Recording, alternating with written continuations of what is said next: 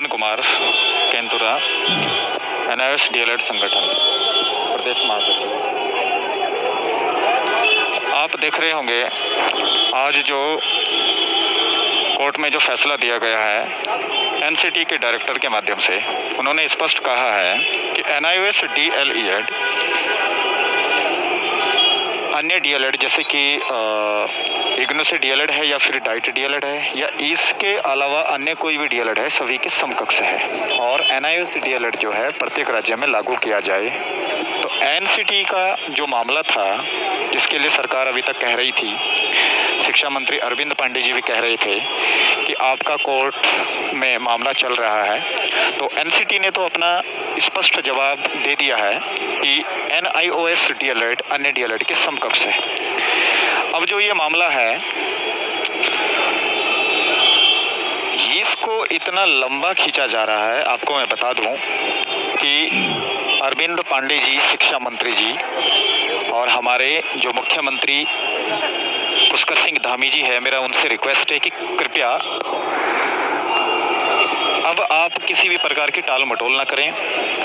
हम लोगों को जो एनआईओएस डीएलएड के प्रशिक्षु हैं जिन्होंने आवेदन किए हुए हैं, उन लोगों को आप जल्दी से जल्दी काउंसलिंग में लें और उनको जो है नियुक्ति पत्र प्रेषित करें, क्योंकि अब फैसला आपके ही हाथ में है, सरकार के हाथ में है। एनसीटी का जो मामला था वो उन्होंने दे दिया है और इस तरीके से आप इतनी लंबी तारीख दे रहे हैं, इससे हम क्या समझें?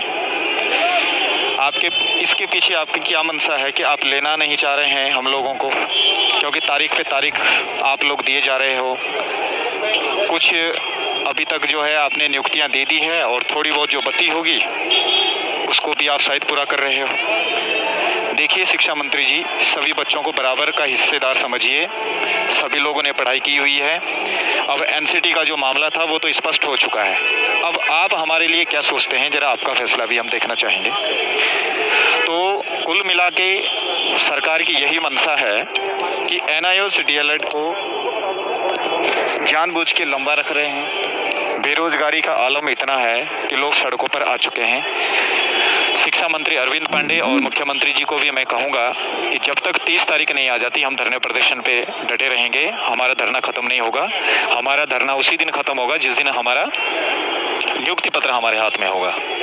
एनआईओएस डीएलएड का जो मामला आपने इतना, मैं अभी भी मैं पहले कई बार भी कह चुका हूँ कि अगर 10 फरवरी को जियो जो 15 जनवरी वाला था उसको 10 फरवरी को अगर निरस्त ना करते तो शायद आज ये स्थिति कोर्ट खेलने की नहीं आती। तारीख पे तारीख वाली डेट नहीं होती। इसलिए एनआईओएस डीएलएड के सभी प्रशिक्षुओं से मेरा हाथ जोड़ के रिक्वेस्ट है कि आप यूनिटी में हो जाइए, अलग अलग संगठन में ना बटें, एक साथ हो जाइएगा और एनआईओएस डीएलएड को एक दिन जीत जरूर मिलेगी, ये मुझे पूर्ण आशा है।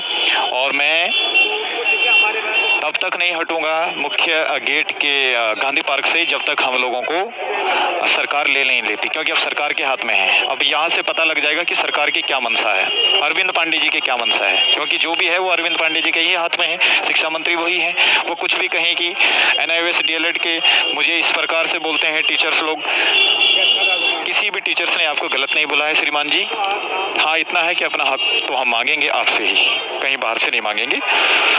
तो मैं ज़्यादा ना कहते हुए मैं इतना ज़रूर कहूँगा कि एनआईओएस डीएलएड को फिर भी डेट पे डेट दिया, और इतनी लंबी तारीख देने की क्या ज़रूरत है इनको, जब एनसीटी के डायरेक्टर ने स्पष्ट कह दिया है कि एनआईओएस डीएलएड मान्य हो चुका है, एनआईओएस डीएलएड मान्य हो चुका है और इसको समकक्ष माना जाए अन्य डीएलएड के, डाइट डीएलएड के भी। आप देख रहे होंगे आज 16 तारीख है और हमारे कांग्रेस के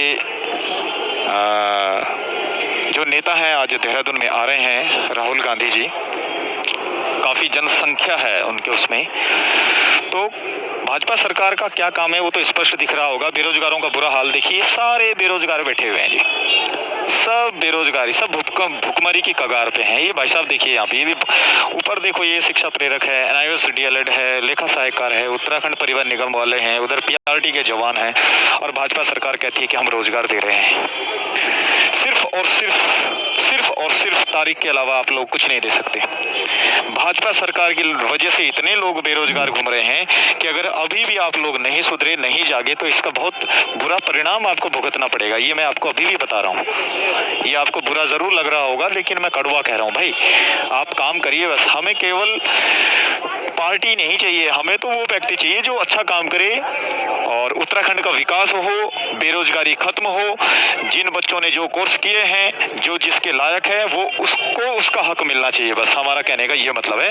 हम लोग शिक्षक हैं, हम केवल शिक्षक ही बनकर अपनी जिंदगी को आगे बढ़ाना चाहते हैं और बच्चों को शिक्षित करना चाहते हैं। और शिक्षा मंत्री अरविंद पांडे जी को मैं इतना आश्वासन जरूर दूंगा कि जितनी मेहनत मैंने प्राइवेट विद्यालय में 5,000 की नौकरी में की है, उससे 4 गुना मेहनत मैं तब करूंगा जिस दिन मेरे पास नियुक्ति पत्र होगा PRT प्राथमिक शिक्षक भर्ती का। और मैं आपको इतना विश्वास दिला देता हूं कि जिस स्कूल में भी आप मुझे भेजेंगे, जिस सरकारी स्कूल में भी प्राथमिक विद्यालय में आप मुझे भेजेंगे, उस विद्यालय की मैं तस्वीर बदल दूंगा।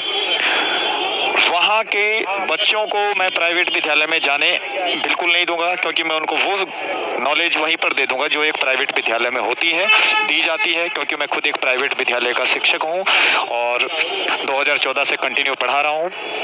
इसलिए आपको NIOS DLED के जो शिक्षक हैं, उनके अनुभव में आपको कहीं पे कमी नहीं दिखनी चाहिए और आप निसंकोच होके हम लोगों को इस भर्ती प्रक्रिया में लें, यही मेरी आपसे आशा है।